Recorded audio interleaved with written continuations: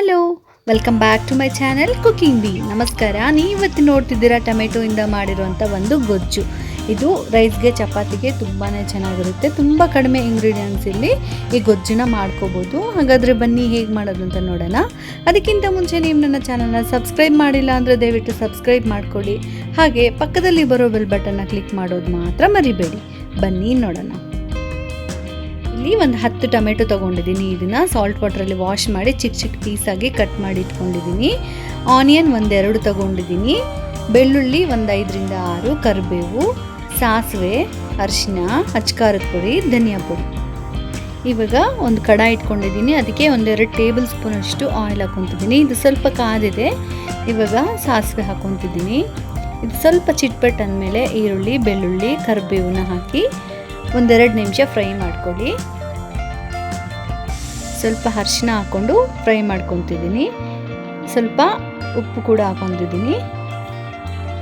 ಇದನ್ನು ಕೂಡ ಚೆನ್ನಾಗಿ ಫ್ರೈ ಮಾಡ್ಕೊಳ್ಳಿ.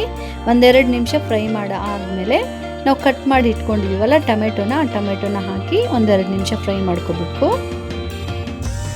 ತುಂಬ ಬೇಗ ಆಗೋಗುತ್ತೆ ಈ ರೆಸಿಪಿ.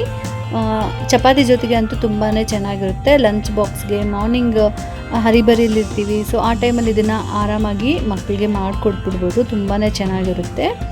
ಇದು 1-2 ನಿಮಿಷ ಫ್ರೈ ಆದಮೇಲೆ ಧನಿಯಾ ಪುಡಿ, ಅಚ್ಕಾರದ ಪುಡಿ ಹಾಕಿ 1-2 ನಿಮಿಷ ಫ್ರೈ ಮಾಡಿ ಲಿಡ್ ಕ್ಲೋಸ್ ಮಾಡಿ 4 ನಿಮಿಷ ಬಿಟ್ಬಿಡಬೇಕು.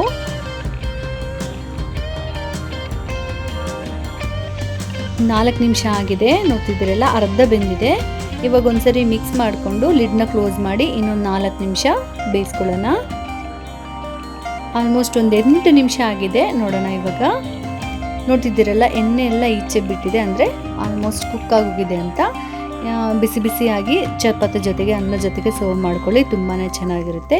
ಈ ರೆಸಿಪಿ ನಿಮ್ಗೆ ಇಷ್ಟ ಆಗಿದ್ದರೆ ದಯವಿಟ್ಟು ನನ್ನ ಚಾನಲ್ ಸಬ್ಸ್ಕ್ರೈಬ್ ಮಾಡಿ, ಲೈಕ್ ಮಾಡಿ, ಶೇರ್ ಮಾಡಿ. Thank you.